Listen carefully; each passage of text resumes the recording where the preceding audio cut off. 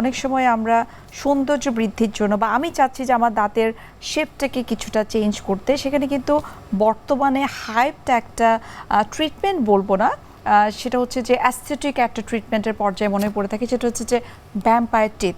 এই সম্পর্কে একটু জানতে চাই, এটি আসলে একজন ডেন্টিস্ট হিসেবে, ম্যাক্সিলোফেশিয়াল সার্জন হিসেবে আপনার কাছে কি মনে হয় যে এই ধরনের ট্রিটমেন্ট কি আসলে করা উচিত কিনা?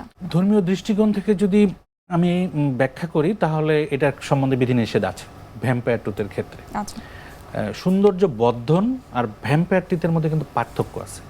এখানে কিন্তু আমাদেরকে দুটো মিলায় ফেলালে চলবে না। ভ্যাম্পায়ার টিথে এখন কেউ করতে চাচ্ছে, আচ্ছা, সেটা তার প্রয়োজনে, সেটা সৌন্দর্য, এটা হয়তো আমার কাছে পছন্দ নাও হতে পারে। আমি যদি ধর্মীয়ভাবে যাই তাহলে সেক্ষেত্রে সেটা করা উচিত না।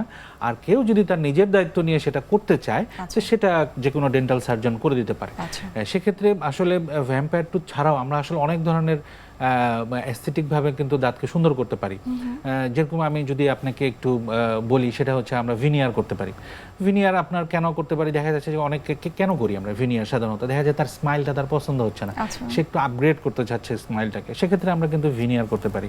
ভিনিয়ার জিনিসটা কি, সেটা হচ্ছে যে ভিনিয়ার এখন বাংলাদেশেও কিন্তু ভিনিয়ার, এবং এটা একটা হাইপ একটা ট্রিটমেন্ট চলে আসছে। অনেকে দেখা যাচ্ছে যে বলিউডের বা হলিউডের, আমার জানা মতে তারা অনেক সময় ভিনিয়ার করে, তাদের হাসিটা দেখলে আসলে অ্যাট্রাক্টিভ মনে হয়। যেহেতু আপনি সেলিব্রিটিদের কথা বললেন, আমাদের জনসাধারণ যারা রয়েছে তারা সবাই তো আসলে সেলিব্রিটিরা কারা কি করছে সেটা নিয়ে তাদের প্রতি কিন্তু ভীষণ রকমের একটা আগ্রহ থাকে।